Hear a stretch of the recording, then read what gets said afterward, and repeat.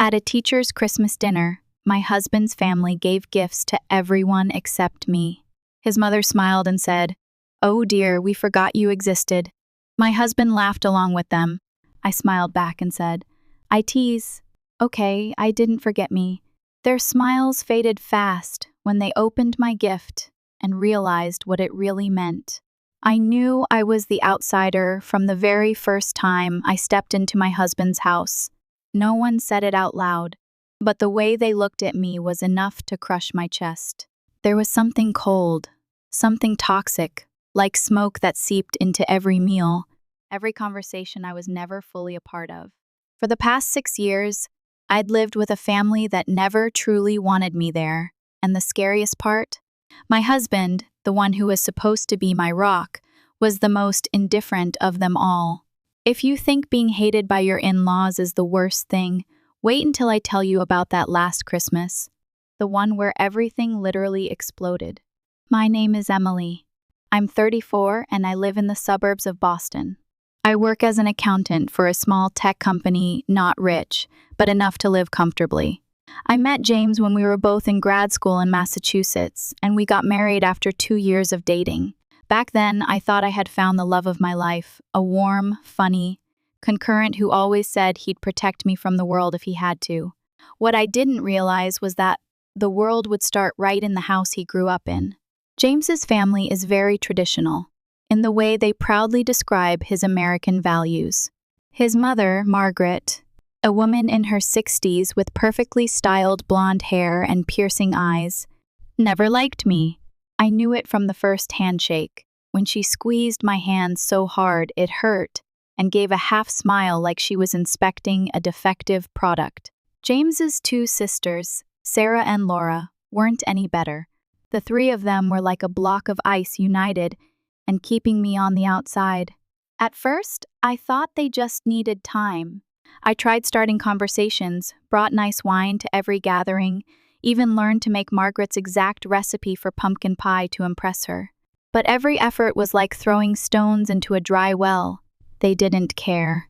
They didn't want someone like me. And the more I tried, the more they backed away polite, distant, and absolutely closed off to me.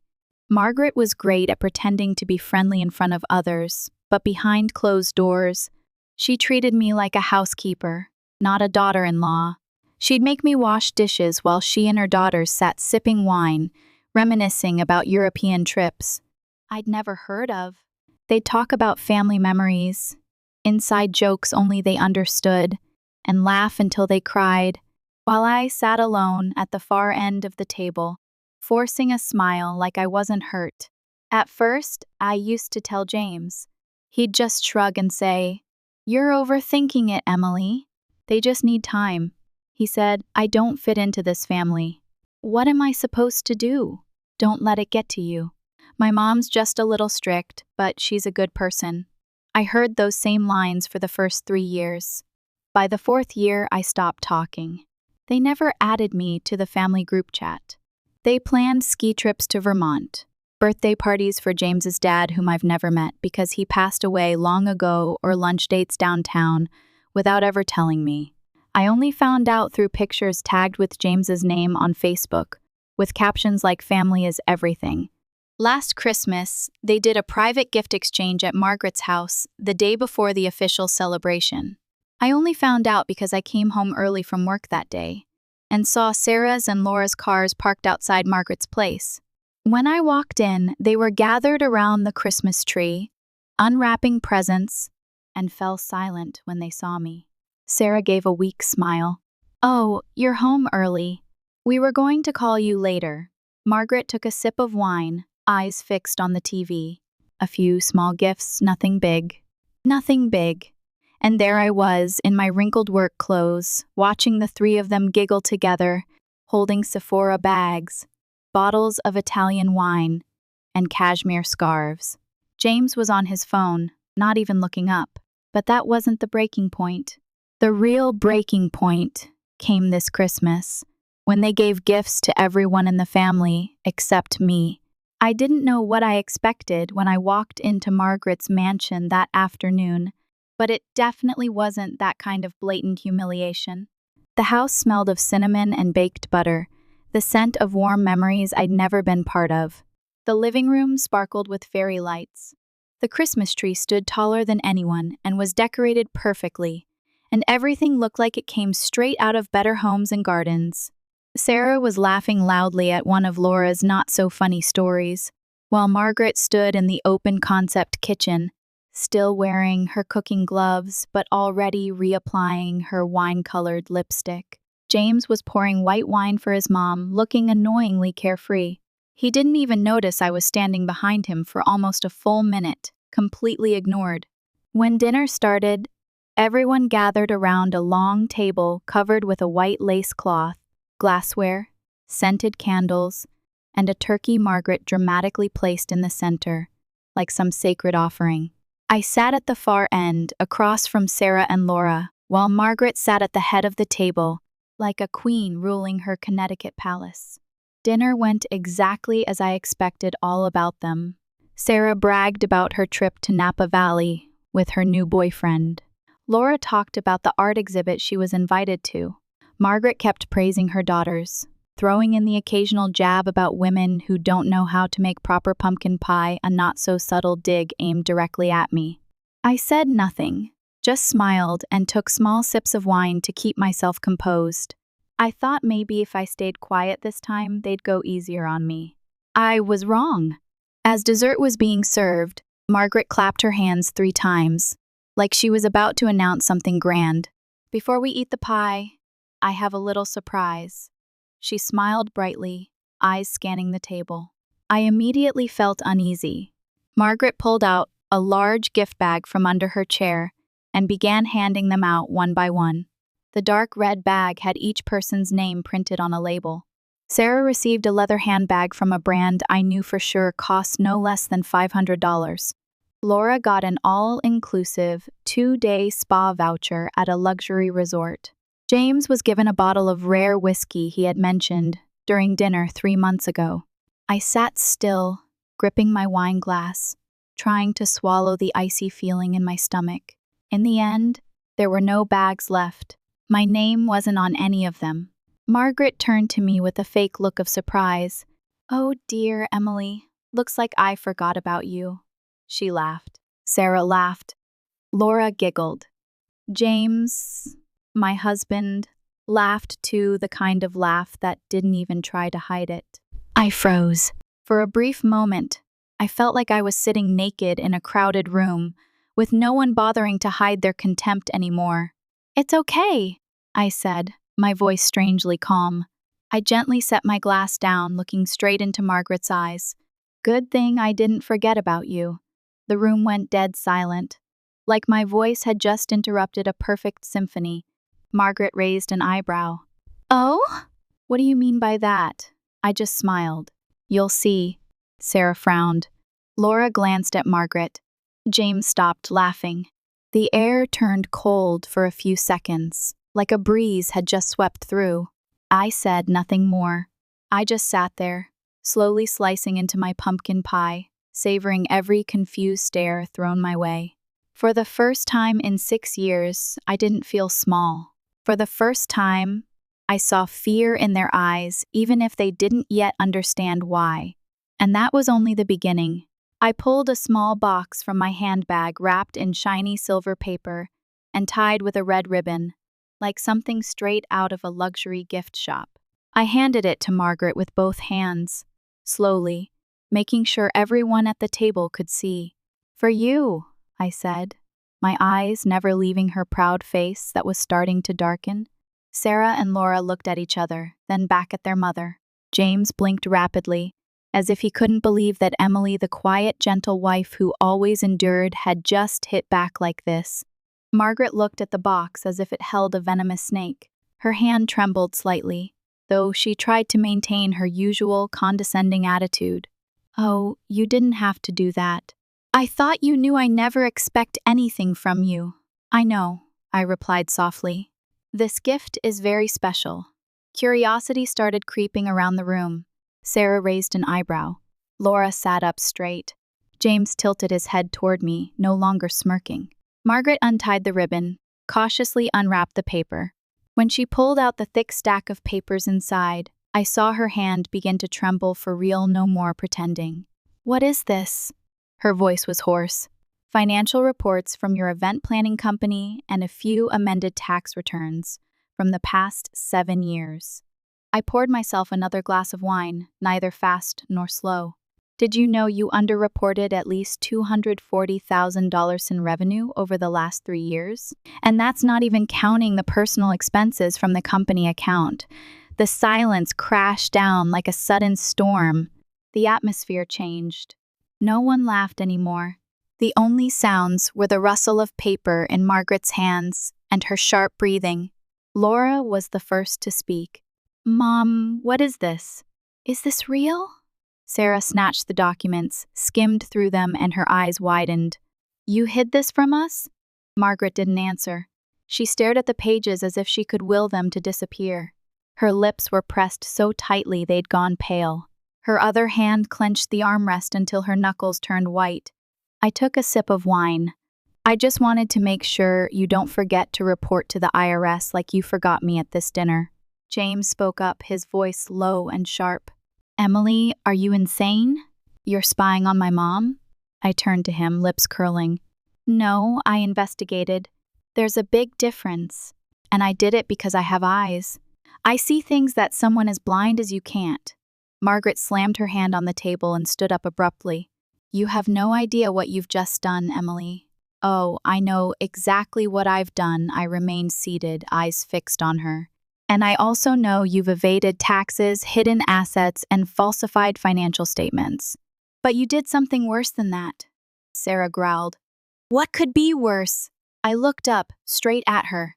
You lied to your own children, hid money while pretending you couldn't help Sarah fix her house, and turned Laura away when she was unemployed. Laura turned to Margaret, eyes brimming with tears. You told me you didn't have a cent. You said you had to save for retirement.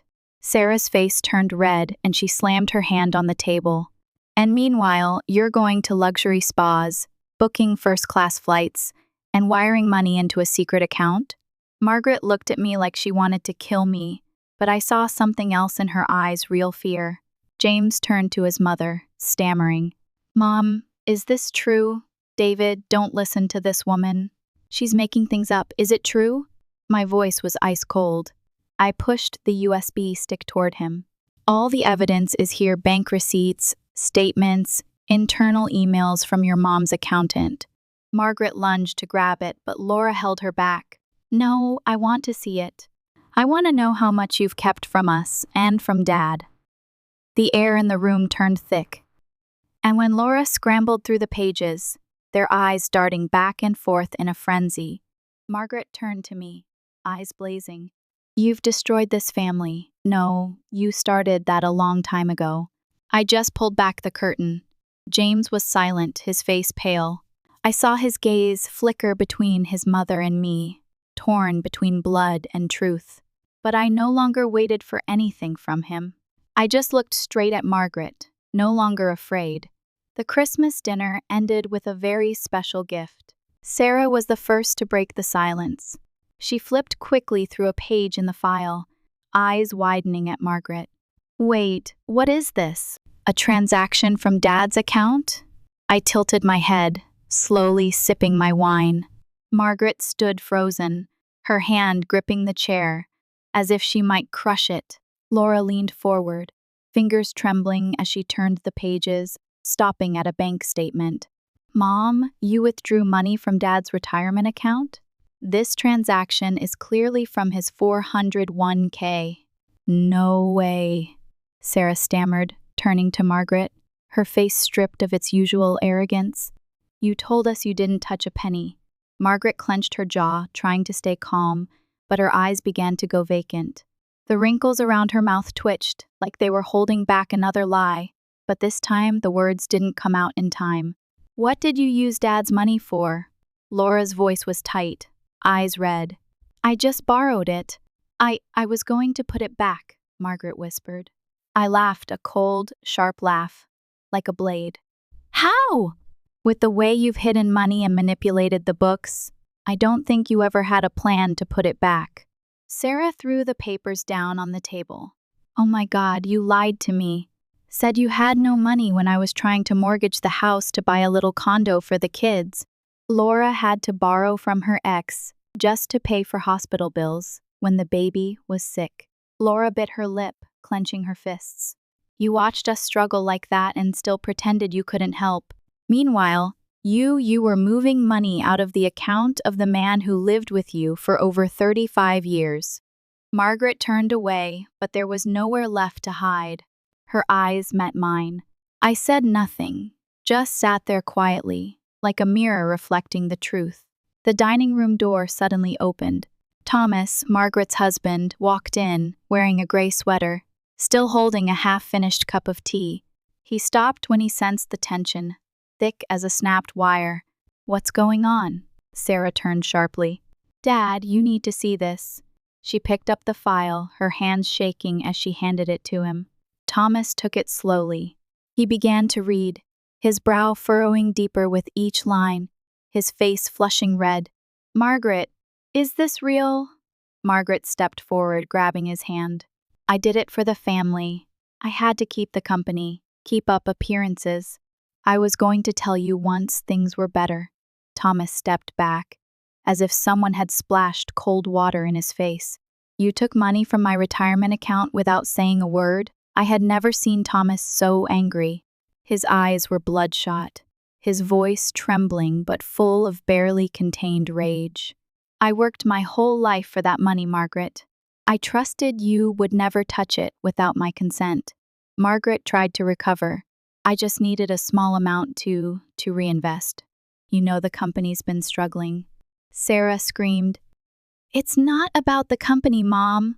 You used that money for luxury travel, shopping, transferring it into undeclared private accounts. You lied to all of us. Thomas could no longer hold himself together. He threw the papers to the floor, then backed into the wall, bracing himself on the table for balance. I feel betrayed. I can't believe you did this. Thomas, please, I had my reasons. There's no reason good enough to deceive your partner like this. His voice snapped. I trusted you. I trusted you completely. Laura bowed her head, tears spilling down. Mom, how could you? Margaret turned to me, her eyes now blazing. You're behind this. You set me up. I knew it. I smirked. No one set you up. You've been setting yourself up for years. I just pulled the curtain down. Margaret lunged toward me, but Thomas raised his hand to stop her. Enough, Margaret. If what I just read is true, then I'm going to speak to a lawyer. I can't live with someone who took everything without a second thought. This time, Margaret didn't fight back. She stood still, lips pressed tight, her face pale like ashes. And in that room, still glowing with Christmas lights, a family officially shattered. But it wasn't over. I knew it was only the beginning. Thomas didn't respond. He stood frozen by the dining table, eyes locked on the scattered papers on the floor. I saw his hands gripping the edge of the table so tightly that his knuckles turned white, his chest rising and falling violently, like he was trying to swallow a rage too big to speak. I can't believe this, he mumbled, but the sound echoed in the silent room like a bomb. Sarah and Laura were both silent. James sat frozen, eyes darting from me to his mother and then back to his father. The whole room seemed frozen in a chaotic moment where all masks had fallen, but no one knew what to do next. Thomas stumbled a step forward, then stopped. I can't breathe. He clutched his chest, his face turning pale as if the blood had drained out. Dad! Laura cried, jumping to her feet. I rushed to him at the same time as Sarah. James sprang from his chair, his glass shattering on the floor, but no one looked. Thomas? Margaret screamed, but her voice rang out shrill and theatrical, like she was playing a bad scene in a bad play. He bent over, his whole body collapsing forward, like a tree cut at the base. I caught him along with Sarah, but he was heavy, limp. His body convulsed slightly before falling completely still. Call an ambulance, I shouted, pulling my phone from my pocket instinctively. He's having a heart attack. Laura immediately dialed 911, her voice shaky but clear. "We need an ambulance. Please hurry, please." Margaret dropped to the floor, holding her head in her hands. Oh God, Thomas, I'm sorry. Don't leave me." But no one turned to her. No one comforted her. No one believed her. I looked at Margaret, my eyes sharp as blades. She was trying to cry, but there were no tears, just fake sobs and deliberately trembling hands, as if performing for some invisible audience. "Don't touch him," I said coldly as she started to approach Thomas. Sarah nodded. "Stay back, Mom. You've done enough." The words hit Margaret like a slap. She froze, then turned to look at her daughter with eyes that held no power anymore. The house that once echoed with laughter now held only heavy breathing, the ticking of the clock, and the shivering of a man lying unconscious on an expensive hardwood floor. About 10 minutes later, the ambulance arrived, sirens blaring. 2 EMTs rushed in like a storm. Margaret scrambled forward, trying to lead the way, but one of them brushed her aside without hesitation. "We need space." I stepped back, Laura pulling Sarah with her. James stood stiff in the middle of the room, as if his brain had shut down. Margaret stood dazed, then suddenly dropped to her knees, sobbing loudly like a scene from a cheap drama. "Please save him. He's my husband, please." I watched her, seeing every calculated movement, every performative breath. No real tears. No one held Thomas as he convulsed. The only person holding his hand was Sarah. One of the EMTs turned to us. "He still has a pulse. We're taking him to the nearest hospital." "Whose family?" Sarah nodded. "I'm his daughter. I'll go." I placed a hand on her shoulder, speaking softly. "I'll drive you both and follow behind." Margaret looked around, her expression lost. I'll come too," Laura said coldly. "No one's stopping you, but don't pretend anymore. We've seen everything." Margaret said nothing more. She stood up, staggering after the stretcher like a ghost. We walked to the car in silence. James trailed behind me, but I didn't turn around. I didn't want to see that lost look on his face again. Whatever was left between us had burned to ash the moment Thomas collapsed, and Margaret cried her fake tears. When the ambulance turned off the street, I looked up at the night sky. There were no stars, only swirling black clouds. That Christmas had no prayers, no warmth, only truth, wounds, and consequences. And I knew Thomas's collapse was only the beginning. The hospital waiting room was strangely cold, not the cold of air conditioning or November weather, but a quiet, creeping chill that seeped into the skin from prolonged silence and mounting tension.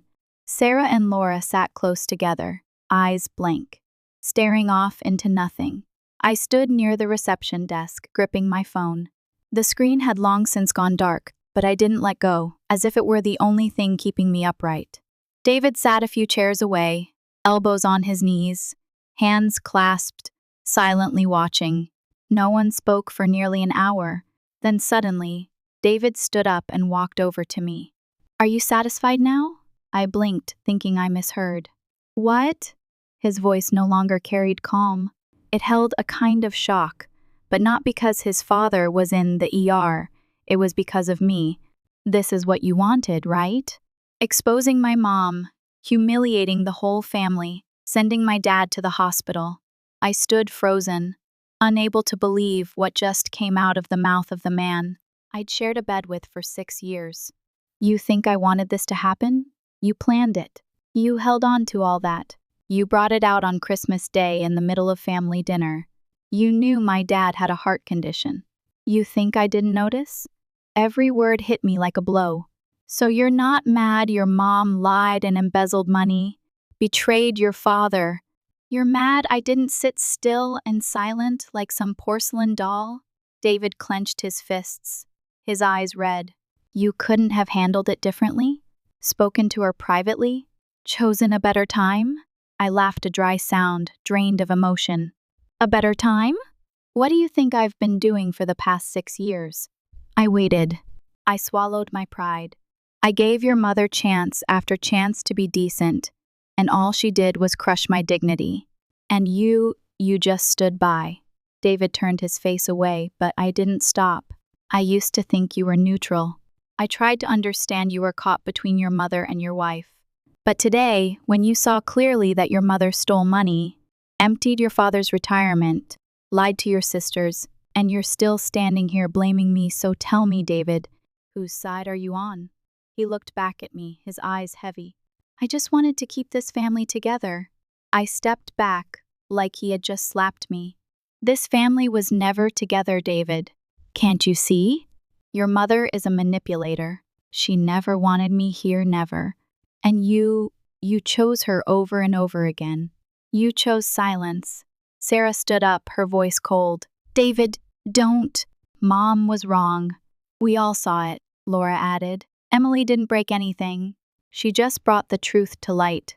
Mom's the one who put Dad in this position. David said nothing. He just looked at me, his eyes shattered. I looked right back, no longer angry, just an immense cold emptiness spreading through my chest. You just lost your last chance to do the right thing. I don't need you to protect me, David. I just needed you to see me, but you never did. I slid my wedding ring off and placed it in his hand. This is the last time I wait for you to choose me. David said nothing. His hand clenched the ring so tightly it trembled, as if letting go would shatter everything. But it was already too late. I turned away, not caring what he would say next. I'd heard enough, and for the first time in 6 years, I felt relief. A man can be your husband, but if he doesn't stand by you when you need him most, he's just a stranger carrying his mother's last name. I left the hospital right after the doctor announced Thomas was out of critical condition but needed close monitoring due to severe heart damage. Sarah and Laura stayed to watch over him for the night. Margaret had disappeared after a nurse asked her not to interrupt the treatment. David was still sitting in the waiting room, looking like someone had drained the life out of him, but I didn't look back. No need. As I walked out to the parking lot, the night wind cut across my face like a blade, but instead of feeling cold, I felt weightless. The wedding ring in my palm felt like a foreign piece of metal, a relic from a life that no longer existed. When I got home, I didn't turn on the lights. I stood in the middle of the living room, staring at the wedding photos on the wall, the souvenirs from our honeymoon in Oregon, the leather chair where David used to sit and read sports news. Everything was familiar and completely foreign. I held the ring, placed it in the jewelry box, then took out a small suitcase, just a few clothes, my laptop, wallet, and passport. I didn't need much. I just needed to leave before I started doubting my decision. The next morning, I sent a short email to the lawyer I had quietly prepared to contact since last month. When I began investigating Margaret, the subject line read, "Simply begin divorce proceedings." That afternoon, I got the first message from David since our conversation at the hospital. "Emily, I need to talk, please." I didn't respond. 2 weeks later, Margaret was summoned by federal authorities for investigation on tax evasion and corporate fraud. All the documents I had given to my lawyer had been sent to the IRS and FBI. Not only was there evidence of tax evasion, but also proof that she used fake employee names to withdraw funds from the Small Business Support Program during the COVID-19 period. The local media picked up the story. Newspapers published photos of Margaret leaving court in a gray suit. No makeup, hair a mess. There was no trace left of the proud woman who once smirked through Christmas dinner. I didn't feel satisfied just right. After being discharged, Thomas filed for divorce immediately.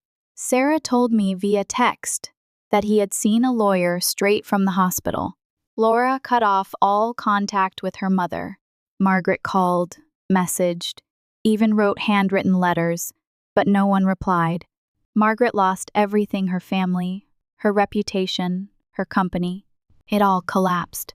And David? He sent a flood of emails, ranging from angry to begging. One of them read, "I didn't know it would go this far. You planned to leave me from the start, didn't you?" I sat and stared at the screen, not bothering to reply. There was nothing left to explain. If after everything he still thought I was the problem, then there was nothing left to save. One afternoon near the end of the month, David showed up outside my new apartment. I looked at him through the security door. "Emily, please. Just 5 minutes." His voice was tired, his eyes sunken. I opened the door but didn't invite him in. "What do you want?" "I've thought a lot. I was wrong. I should have stood by you." I crossed my arms, leaning against the doorframe. "You weren't just wrong, David. You chose your mother. You watched me be humiliated, excluded, turned into a joke, and when I stood up, you said I was destroying the family." He looked at me, silent. "I know you don't trust me anymore, but I'll do anything to make it right." I shook my head. "You don't need to. I'm done waiting for anyone to make it right for me. I've already made my choice." I closed the door gently, firmly, no tears, no anger. Inside the apartment, I sat on the sofa, watching the soft golden light stretch across the wooden floor. For the first time in 6 years, I felt peace, not because Margaret fell, not because David finally understood, but because I had freed myself. After the last time David showed up at my door, I didn't hear from him again, at least not for the first few weeks. I figured he needed time to accept the truth, that I wasn't coming back, that the wife he thought would wait forever had left not with a fight, not with accusations, but with a door that quietly closed without fanfare. 3 weeks later, the first call came. I didn't answer. 4 more calls followed, a voicemail over 2 minutes long, an email with the subject line, "I'm sorry." I sat in a cafe near my apartment, looking at his name on the screen, and felt nothing, no anger, no pain, just silence inside me, like a lake after a storm. I reached out and tapped block number. That was it, no hesitation, no regret. That was the moment I knew I had truly let go. Every morning, I wake up at 6:00 a.m., make myself a cup of coffee, and open the window to watch sunlight pour across the pristine white walls of my new apartment. I'm renting a small studio in the North End not far from downtown, but quiet enough that I can hear the leaves fall as winter draws near. I've rebuilt my life on my own terms, neat, peaceful, free of yelling voices or awkward dinners. I've learned to grocery shop alone without feeling empty. Learned to eat dinner in silence without feeling lonely. I buy myself fresh flowers on Fridays, read on Sundays, and revise my personal financial plan at the start of each month. I don't talk to David. I don't text his mother. And when Margaret was officially charged with financial fraud, I didn't celebrate. I just folded up the newspaper and threw it in the trash. Because by then I had understood real victory isn't when someone else falls, it's when they no longer have power over you. Sarah and Laura still keep in touch. They send thank you notes, even though they know I don't need them. Once, Laura wrote, "If it weren't for you, our whole family would still be living in denial. I'm sorry we let you suffer for so long." I didn't reply, but I smiled. That was enough. A month after Margaret's case hit the major newspapers, David called again, a strange number I knew right away. This time, I didn't wait for the third ring. I declined the call. 3 days later, he emailed, "I have no excuses left, but I've started therapy. I need to fix everything, including myself not to get you back, but so I can look in the mirror without shame." I read it, then clicked archive. The first no longer need an apology. I need freedom, and I found it on my own. One Saturday afternoon, as Boston fell into an early cold rain, I sat inside the old bookstore at the corner of Hanover Street. I sipped coffee, flipping through a novel I never had time to read when I was still David's wife. A middle-aged woman sitting next to me smiled. "That's a good one.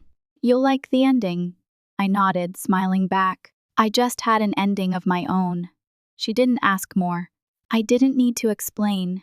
I stepped out of the shop as the drizzle continued. The streets were wet and cold, but I felt strangely warm.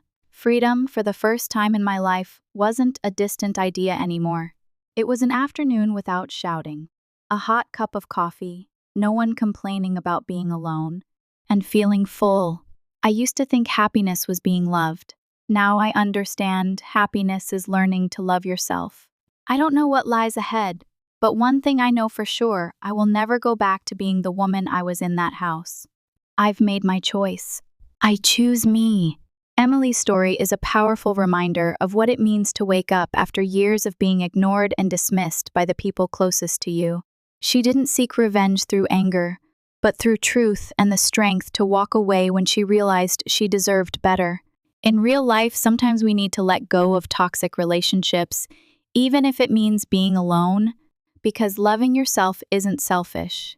It's the journey of reclaiming your worth and your peace. What do you think about Emily's decision? Would you have done the same in her place? Share your thoughts below, and don't forget to follow the channel so you won't miss the next emotional family story.